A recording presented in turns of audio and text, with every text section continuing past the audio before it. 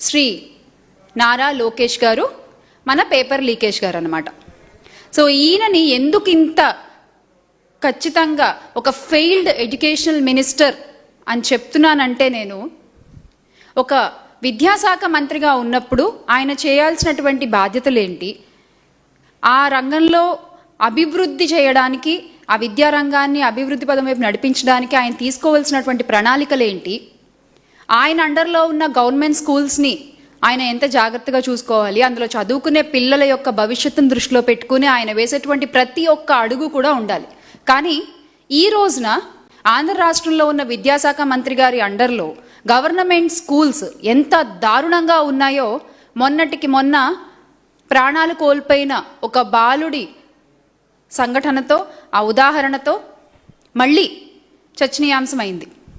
మనందరికీ తెలుసు, ఈ కూటమి ప్రభుత్వం అధికారంలోకి వచ్చిన దగ్గర నుంచి విద్యారంగంలో ఎన్ని అవకతవకలు జరుగుతున్నాయి, ఎన్ని పేపర్ లీకులు జరుగుతున్నాయి, ఎంత అన్యాయం జరుగుతోంది. గవర్నమెంట్ స్కూల్స్లో ఎన్నిసార్లు ఫుడ్ పాయిజనింగ్ అయ్యి పిల్లలు హాస్పిటల్స్ పాలయ్యారు, కొంతమంది అయితే ప్రాణాలు కోల్పోయారు.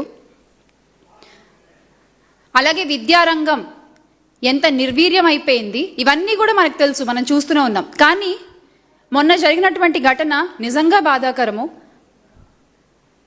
మన్యం జిల్లా సాలూరులో 10వ తరగతి చదివేటువంటి విద్యార్థి, ఆ విద్యార్థి పేరు అరుణ్ తేజ. ఆ అబ్బాయి చదువుకుంటుండగా ఆ అబ్బాయి పైన గోడ కూలిపోయి ఆ అబ్బాయి ప్రాణాలు కోల్పోయాడు. చదువుకోవడానికి స్కూల్కి వచ్చాడు, ఇంటికి మాత్రం ఆ అబ్బాయి మృతదేహం వెళ్ళింది. దీనికి కారకులు ఎవరు? అసలు పిల్లలు చదువుకునే చోట కనీస సదుపాయాలు ఉండవా? కనీస జాగ్రత్తలు తీసుకోరా? ఇది అక్కడ ఉండేటువంటి అధికారుల నిర్లక్ష్యం కాదా? ఆ అబ్బాయి తల్లిదండ్రులకి ఎవరు సమాధానం చెప్తారు? 10వ తరగతి చదివేటువంటి అబ్బాయి, బోల్డంత భవిష్యత్తు ఉన్నటువంటి అబ్బాయి, కేవలం నిర్లక్ష్యం వల్ల, కేవలం అధికారుల నిర్లక్ష్యం వల్ల ఈరోజు ఆ అబ్బాయి విగత జీవిగా ఆ తల్లిదండ్రుల దగ్గరికి చేరాల్సిన పరిస్థితి వచ్చిందే. దానికి కారణం మీరు కారా? అందుకే చెప్తున్నా నేను, నారా లోకేష్ గారు, పేపర్ లీకేజ్ నారా లోకేష్ గారు, మీరొక ఫెయిల్డ్ విద్యాశాఖ మంత్రి, మీరొక ఫెయిల్డ్ మంత్రి. మీరు చాలా డబ్బాలు కొట్టుకోవచ్చు, మీ పేపర్లలో చాలా గొప్పలు చెప్పించుకోవచ్చు, మీ మీడియాలో, కానీ నిజం ఏంటనేది ప్రతి ఒక్కరికి తెలుస్తూ ఉంది. అందరూ ఈ రోజున కంపేర్ చేస్తున్నారు, అందరూ ఈరోజు కంపారిజన్ స్టార్ట్ చేస్తున్నారు. గతంలో వైఎస్ఆర్ కాంగ్రెస్ పార్టీ ప్రభుత్వంలో జగనన్న ప్రవేశపెట్టినటువంటి నవరత్నాలలో నిజంగా రత్నం లాంటి పథకం నాడు నేడు. గవర్నమెంట్ స్కూల్స్ యొక్క చరిత్రని తిరగరాసినటువంటి పథకం నాడు నేడు. ఆ పథకం కింద ఎన్ని గవర్నమెంట్ స్కూల్స్ని జగన్మోహన్ రెడ్డి గారు ఎంతలాగా ఆ స్కూల్స్ రూపురేఖలు మార్చారు, అందులో చదువుకునేటువంటి పిల్లలు తీసుకునేటువంటి ఆహారం దగ్గర నుంచి ఎంతలా శ్రద్ధ పెట్టారు. వాళ్ళకి ప్రతిరోజు రాగిజావ ఇవ్వడం కానీ, ప్రతిరోజు వాళ్ళకి పోషకమైనటువంటి ఆహారం ఇవ్వడం గురించి కానీ, ఒక ఎగ్ ఇవ్వడం గురించి కానీ, ప్రతిరోజు పల్లీ చిక్కీ ఇవ్వడం కానీ, ఇలా చదువుకునే పిల్లలకి ఎక్కడ కూడా వైటమిన్ డెఫిషియన్సీ ఉండకూడదు, వాళ్ళు హెల్తీగా ఉండాలనేటువంటి వాళ్ళు తీసుకునే ఆహారం దగ్గర నుంచి శ్రద్ధ పెట్టి టోఫెల్ ఇంట్రడ్యూస్ చేసి, ట్యాబ్లు ఇచ్చి, డిజిటల్ ఎడ్యుకేషన్ స్టార్ట్ చేసి, వాళ్ళ స్కూల్స్ని రూపురేఖల్ని మార్చేసి, మొత్తం వాళ్ళకి చదువుకోవడానికి కావాల్సినటువంటి ఒక ఎన్వైర్న్మెంట్ని అక్కడ క్రియేట్ చేసి, అంతలాగా ఆయన విద్యారంగాన్ని అభివృద్ధి చేస్తే ఈ రోజున మీరేం చేస్తున్నారండి?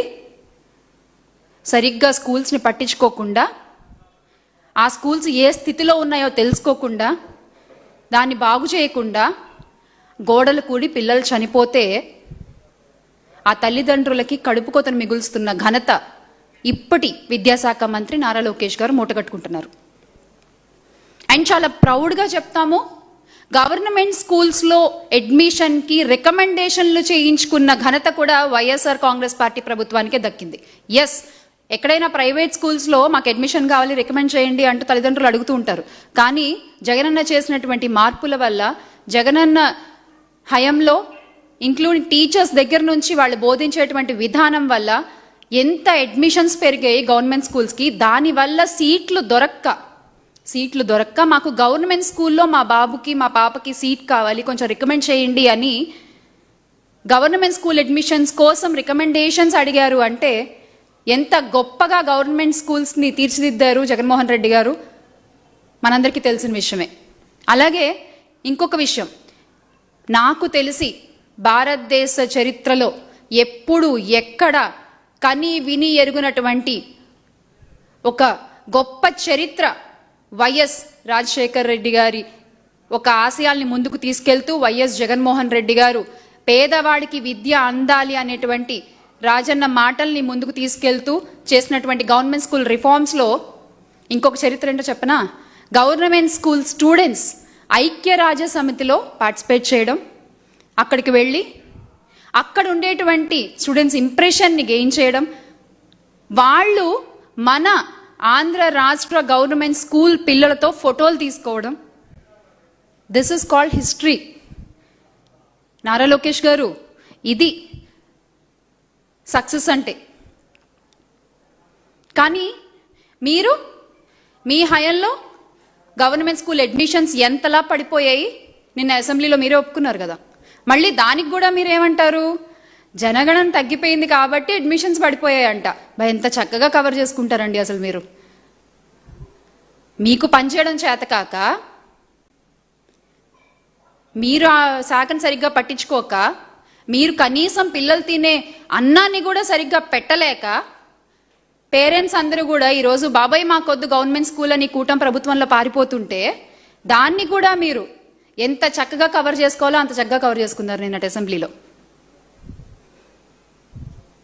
అక్కడికి ఐక్యరాజ్య సమితికి పిల్లలు వెళ్ళారు అంటే గొప్ప కాదు, అక్కడికి వెళ్ళిన తర్వాత ఆ పిల్లలు ఎంత బాగా పర్ఫామ్ చేశారు, ఆ పర్ఫామ్ చేసే విధంగా వాళ్ళని ట్రైన్ చేసిన టీచర్స్, ఆ టీచర్స్ అలా ట్రైన్ అవ్వడానికి కారణమైనటువంటి ఆ శాఖ మంత్రి, అసలు ఆ విద్యారంగంలో అంత రిఫార్మ్స్ తీసుకురావాలని ఆలోచించిన అప్పటి ముఖ్యమంత్రి వైఎస్ జగన్మోహన్ రెడ్డి గారు.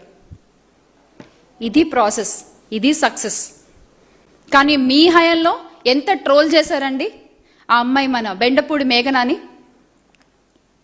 లోకేష్ గారు, మీకు ఒక ఓపెన్ ఛాలెంజ్. మీరు మేఘన మాట్లాడినట్టు ఆ యాక్సెంట్ మీరు మాట్లాడగలరా? It's an open challenge for you. మీరు మాట్లాడగలరా? ఎంత చక్కగా, ఎంత ఫ్లూయెంట్గా, ఎంత డీటెయిల్డ్గా, ఎంత అర్థమయ్యేలా, ఎంత వినసొంపుగా ఆ రోజు మేఘన మాట్లాడుతుంటే దాన్ని చూసి కన్ను కుట్టి మీరు ఆ అమ్మాయిని ట్రోల్ చేసిన విధానం ఎంత దారుణం అండి ఆ రోజు.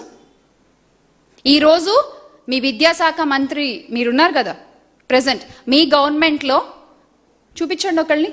అసలు ముందు మీరు మాట్లాడండి, మీరు మాట్లాడండి చూద్దాం. నిన్న మొన్న మీరు ఇచ్చిన ఇండిపెండెన్స్ డే స్పీచ్ లాగే ఉంటుంది అది కూడా.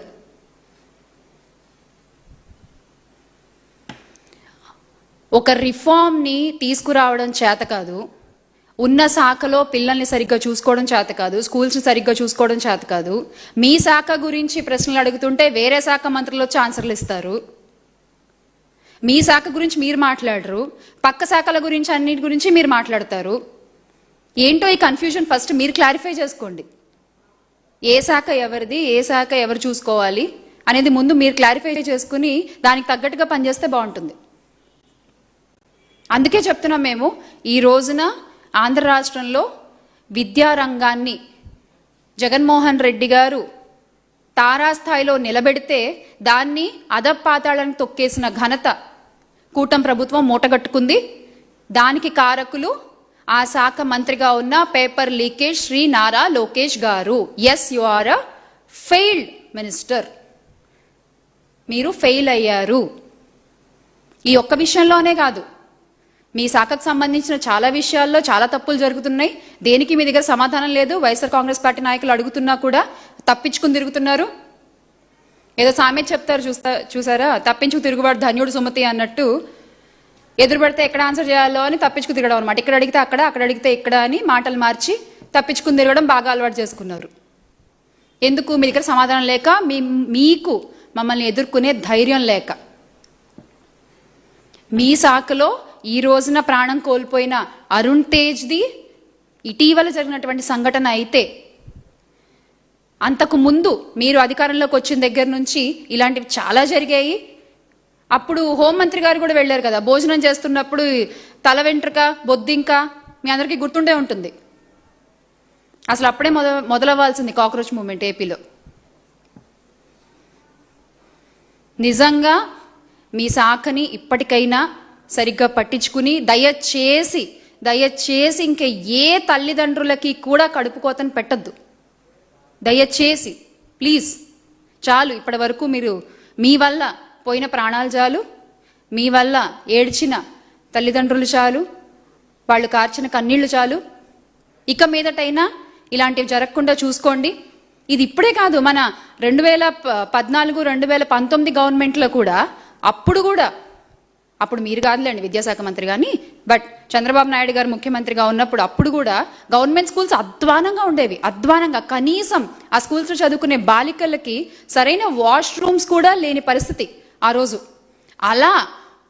అలా అస్తవ్యస్తంగా ఉన్నటువంటి విద్యా వ్యవస్థని, విద్యా రంగాన్ని జగన్మోహన్ రెడ్డి గారు ముఖ్యమంత్రి అయిన తర్వాత ఎంత గొప్పగా మార్చారో మనందరం చూసాము. మళ్ళీ ఖచ్చితంగా విద్యారంగం అంత వెలుగుతుంది జగన్మోహన్ రెడ్డి గారు ముఖ్యమంత్రి అయినప్పుడు 2029లో.